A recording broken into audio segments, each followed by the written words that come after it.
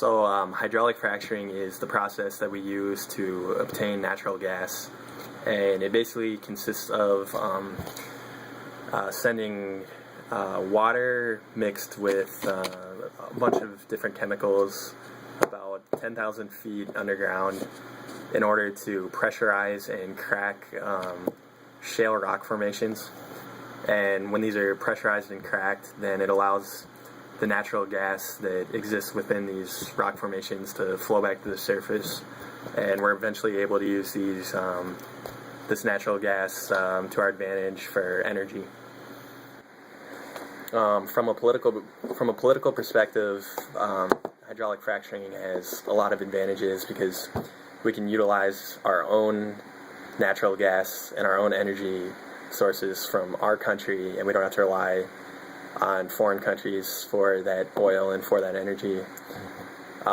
It's been shown that when we started really utilizing natural gas between 2007 and 2011, natural gas imports actually decreased by 25%, and in that same period, petroleum imports increased by 15%. And many predict that by 2010, the U.S. could be a net exporter of natural gas if we do utilize hydraulic fracturing. From an economic standpoint, natural gas is also very important because it provides our country with 23.5% of our energy, and energy is really the key to having a good economy because the more every single business requires energy. Every business keeps their lights on, every business uses computers for the most part.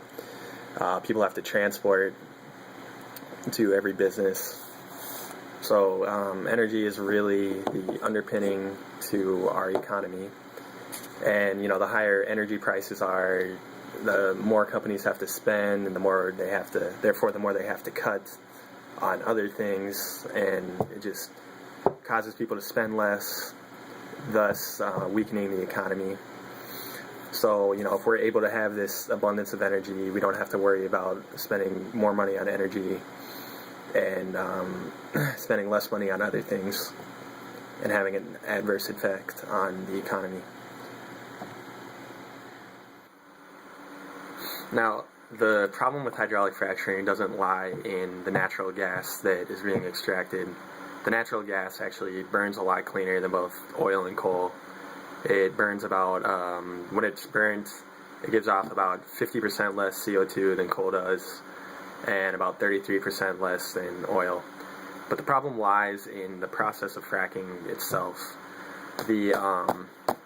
The fracking fluid that is used when fracking contains a lot of harmful chemicals, which include carcinogens, endocrine disruptors, and mutagens, among other things that you do not want to be drinking. But what will happen is that during the process of fracking, methane gas and toxic chemicals can leach out from the fracking system and contaminate groundwater that people in these communities that are being fracked in will drink out of. And this has caused a good amount of cases of health problems and a lot of pollution. Methane concentrations have been shown to be 17 times higher in drinking water wells near fracturing sites than in normal sites. So this is a serious issue and a serious health concern, and that's exactly why people are opposed to fracking. The reason this is not, no one stops hydraulic fracturing and they don't have to go by regulations is because they're exempt from many regulations. Provisions have been added to both the Safe Drinking Water Act, Clean Water Act, Clean Air Act, National Environmental Policy Act, the Comprehensive Environmental Response Act, and the Federal Compensation and Liability Act. The amendment of the Safe Water Drinking Act is actually known as the Halliburton loophole, and it allows the industry to inject hazardous chemicals through or near freshwater aquifers and underground water supplies. These were put into place because they felt that this industry would not thrive and grow unless these companies were exempt from this.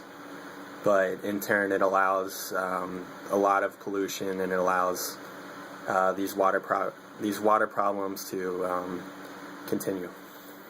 Possible solutions in the lines of other non-renewable resources that are cheaper to obtain and burn that we use a lot of today are just would be relying solely on coal and solely on oil, and these have arguably even more detrimental effects to the environment than hydraulic fracturing has.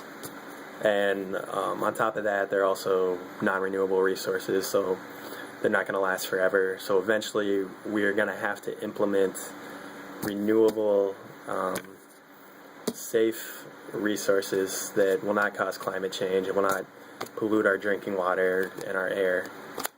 And this won't be easy. I think that we need to, we can't do this right away, obviously, because it's going to take the energy that we have from natural gas and from coal and oil, even to go through the process of implementing these non-renewable forms. But we need to really, really push towards it and put both feet forward in making this a green country. Wind power is frowned upon often because of its inconsistency, as well as its price. It's very expensive, and they often rely on government subsidies to remain competitive. Also, people have been kind of mad about it killing birds and bats, but stuff happens. But it actually has a lot of positives. It's clean energy, no fuel to drill, frack, mine, transport, or burn. It's renewable and sustainable. It's got the power is essentially free once the infrastructure is paid for. So in the long term, it's actually going to save you money.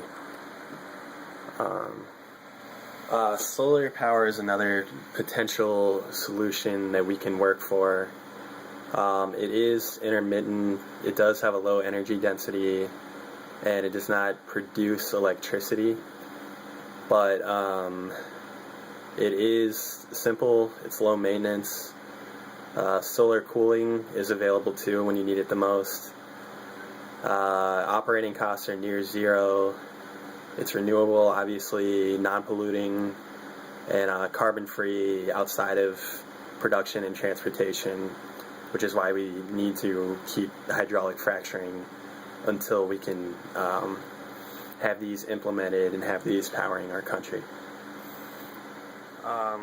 My solution is not to just stop hydraulic fracturing right now, because we already have over 500,000 hydraulic fracturing wells in place in our country, and I mean they are giving us substantial benefits to our economy, and it's creating jobs. And also, we're going to need the energy from this natural gas to invest these resources into implementing different alternative energy sources that are renewable and eco-friendly.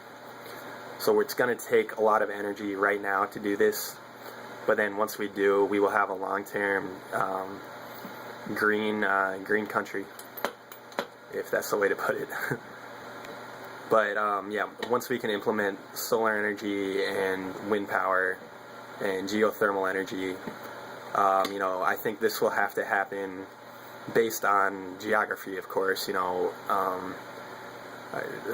Cities where it's less cloudy and where the sun is always out is going to rely on more solar power, as opposed to windier cities are going to rely on wind power, clearly.